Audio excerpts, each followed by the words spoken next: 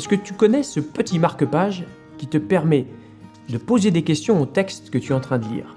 Alors, de nombreux éditeurs ont édité des marque-pages de ce type. Bien souvent, les questions ressemblent à ça. Qu'est-ce que j'apprends de Dieu? Qu'est-ce que j'apprends de l'homme? Qu'est-ce que ça change dans ma relation à Dieu? Et puis, qu'est-ce que ça change dans ma relation aux humains? Juste en se posant ces quelques petites questions, tu verras que ça te permet de méditer le texte et puis de réfléchir à des applications concrètes en ce qui concerne le plus grand commandement de la Bible: aime Dieu, aime ton prochain. 2 Corinthiens 5, versets 17 à 18. Si quelqu'un est en Christ, il est une nouvelle créature. Les choses anciennes sont passées et voici, toutes choses sont devenues nouvelles.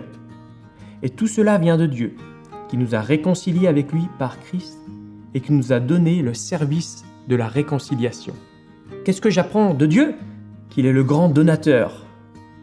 J'apprends de Dieu aussi qu'il est Seigneur, qu'il a le droit de donner des ordres. Qu'est-ce que j'apprends de l'homme? Il a une grâce incroyable.